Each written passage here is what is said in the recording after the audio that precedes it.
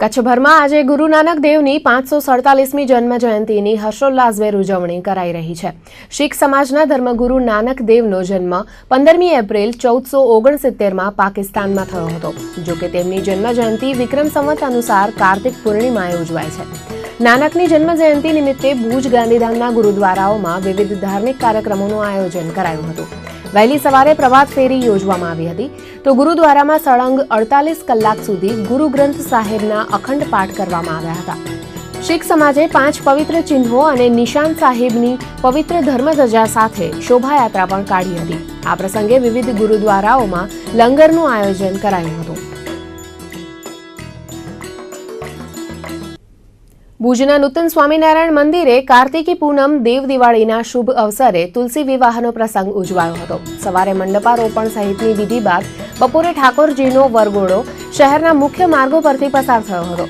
સાંજે લગ્ન ગીતોની સુરાવલી વચ્ચે ઠાકોરજી અને તુલસી માતાના હસ્તમેળાપ કરાયા હતા। આ પ્રસંગે સંતો તેમજ હરિભક્તો મોટી સંખ્યામાં ઉપસ્થિત રહ્યા હતા।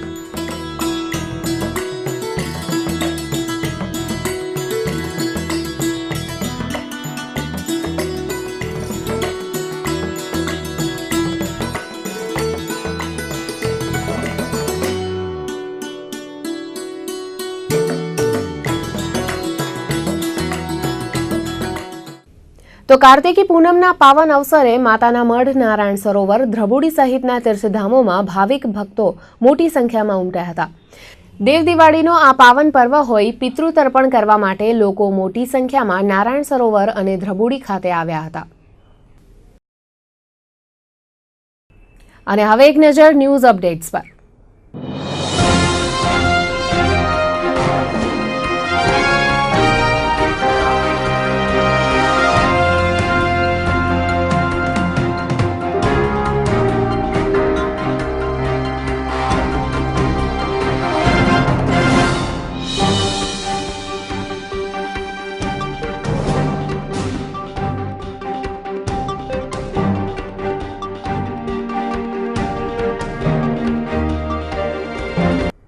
બુલેટિન પૂર્ણ કરતા પહેલા એક નજર ફરી એકવાર આજના મુખ્ય સમાચારો પર। મુખ્યમંત્રી આનંદીબેન પટેલના હસ્તે કરોડો રૂપિયાના વિકાસ કામોનું લોકાર્પણ। ભુજના આરડી વરસાણી સંકુલ ખાતે યોજાયેલા કાર્યક્રમમાં લાલબુક અને મકાન પ્લોટ સહાયના ચેક કરાયા અર્પણ। અબડાસાના નાની બેર ખાતે નિર્માણ પામેલી વિશ્વની સૌથી ઊંચી પવનચક્કીનું મુખ્યમંત્રીશ્રીએ ઉદ્ઘાટન કર્યું। તો ગાંધીધામ ખાતે દાદા ભગવાનના 107મા જન્મજયંતિ મહોત્સવમાં પણ આપી હાજરી।